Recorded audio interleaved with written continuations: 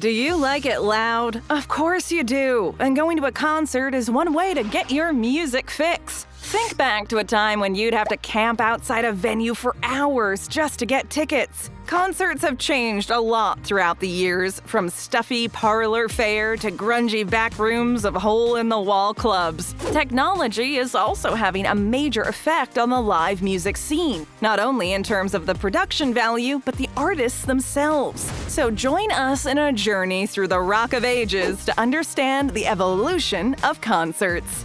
Where we listen to music. With all of our modern tech, it's hard to believe that at one point in history, the only way to hear music was live. In the 17th and 18th centuries, the upper class would throw small concerts at parties. Everyone would clap politely for the performer. Excessive cheering and rowdiness was simply taboo. Performances would take place in the homes of nobility, kind of like Pink singing a few songs at Ellen DeGeneres' birthday party. Concerts opened up to the public in the 1800s when some musicians started charging admission to their performances. Symphonies were basically the only type of concert until the 1920s. That's when jazz music swept the world and drew people into the cozier, more casual club and bar scene. Also, coffee houses gave folk musicians like Bob Dylan a place to share their music with the world. The first rock concert. Rock and roll would take center stage in the 50s, being the most popular genre among teenagers. A Cleveland-based radio DJ named Alan Freed recognized the teen angst and enthusiasm inspired by the music. Not only did Freed coin the term rock and roll, but in 1952 he upped the communal listening experience provided by radio and organized the Moondog Coronation Ball, a live dance event featuring some of the most popular radio artists of the time, like the Dominoes and Tiny Grimes. Advanced tickets were $1.50, and according to the lore, more tickets were printed than the venue could hold. 20,000 people showed up, and their energy could not be contained. The acoustics were awful, but it was hard to tell if that was a technical problem or if the audience was just screaming too loud. This event would become known as the first rock concert, and allegedly the gig was shut down early for fear of a riot. The demand to see the artists heard on the radio playing live was loud and clear. From the 50s onwards, bands of every genre played shows to screaming fans all over the world. The essence of what makes a concert so special has transcended through the decades. It's intoxicating to be in the same room as the band you idolize, and it feels like they are playing music just for you. Out on tour. Back in the day, most live music served as a backdrop for another event. Bands would play at community dances or weddings. Maybe they provided ambiance at a bar or fancy party. You went to these events to dance with your sweetheart or socialize, and the music was an added bonus. But concerts truly made the music the main event for the first time. Take the Grand Ole Opry, for example. In the 1920s, the Opry started as a weekly live concert featuring prominent country artists broadcast over the radio to provide music at barn dances. Dances and music were once locked in a do-si-do, but over the years, the show has pivoted to focus the spotlight on the artists performing on stage. The Detroit-based Motown record label followed a similar model with the Motortown Revue in the early 60s, a touring show that included multiple acts with artists such as Marvin Gaye, The Supremes, and Stevie Wonder.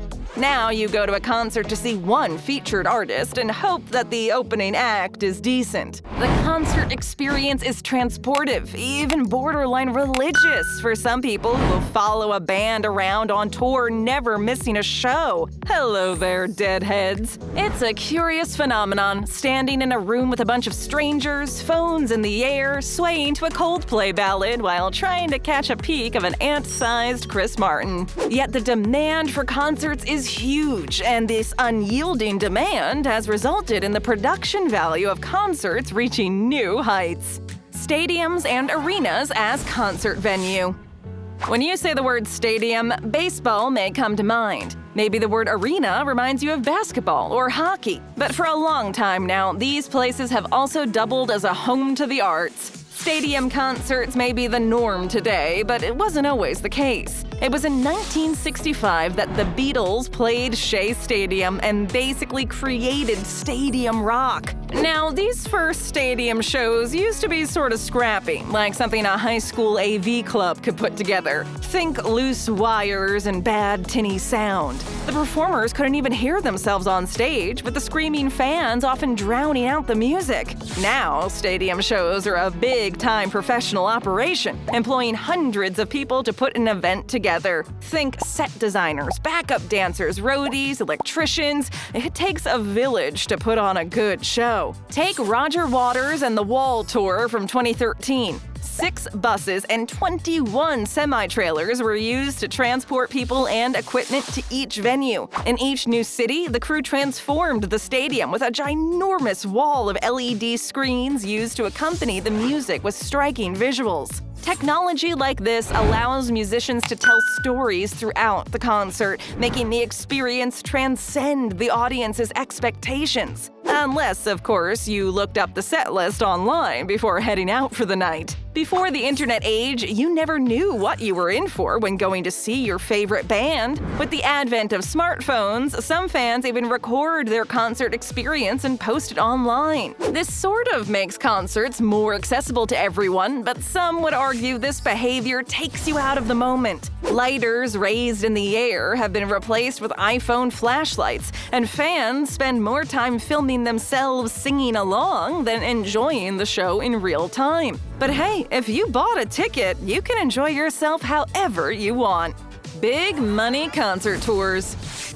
Nowadays, touring is a musician's biggest moneymaker, meaning many artists are on the road constantly. In the past, artists went on tour to promote an album, because back then, it was album sales that kept the lights on. That's another reason why the rinky-dink concerts of the past have evolved into full-scale productions with giant lights, giant sound, and giant visuals. With the popularity of streaming services, each song makes fractions of pennies, meaning that the money isn't the same when it comes to record sales anymore. So artists turned to revenue from touring. In 1964, the Beatles pioneered the tour as we know it today when they were greeted by screaming fans in 25 North American cities. Each Beatle earned approximately $1 million from that tour, which seems like a lot considering they were only on the continent for about a month. Well, that's peanuts compared to the highest-grossing tour of all time. Ed Sheeran's Divide Tour made $776 million,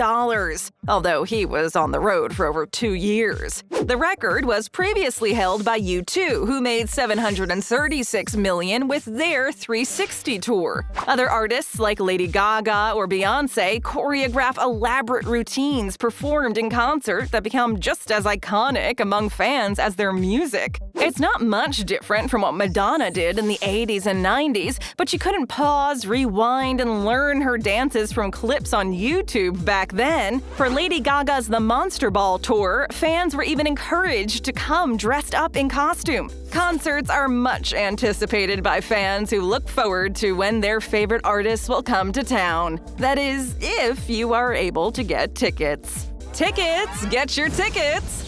Can you imagine needing to go to a physical record store or the concert venue itself in order to buy tickets to your favorite band's show? It seems inconceivable now, since you can buy tickets with a click of a button from the comfort of your couch. The stress around getting good seats, however, endures. In the past, people used to camp outside for days to make sure they secured the best seats, or just to make sure they got a ticket at all. The equivalent today is convincing everyone you know, from your neighbor to your grandma, to get online to try and score the best seats. If you aren't quick enough or lucky enough, you might have your potential tickets scooped up by bots and resold on sites like StubHub. It's a far cry from the old-school scalpers who would hang outside the arena before a show preying on the desperation of fans in order to sell tickets at heavily marked-up prices. While this was kinda shady, there were also radio promotions that gave tickets out to fans. But who even listens to the radio these days? With the cost of concert tickets today, winning a pair would be much better for the bank account. To see the Beatles in 1965, the ticket price was about $5. In the 70s, the average concert ticket price was around $10, And just in the last 2 decades alone, prices went from about $25 a seat in the 90s to averaging just under 100 big ones today, with some top artists charging close to $500 for the best concert experience. So yes, bigger production value comes at a cost. Someone's got to pay for that massive wall of speakers and all the pyrotechnics. Concert teas. At the show, merchandise booths or tables are set up around the venue and offer everything from coffee mugs to fridge magnets donning the Spice Girls striking a pose or Drake's profile. Back in the day, it was all about getting your tour t-shirt and maybe a commemorative program. This was basically your selection if you wanted a souvenir from the show. Other than that, your ticket stub was your main keepsake. After the night was over, with merch in hand, you might reminisce about what you just saw, creating memories with your group of friends. Today, you probably don't even have a ticket stub to take home since your ticket was most likely electronic and consisted of a barcode on your phone. And since selling merch is now a main revenue stream for many musicians, the selection has expanded greatly beyond just a plain old concert t-shirt. Although a concert tee will never go out of style. The festival circuit.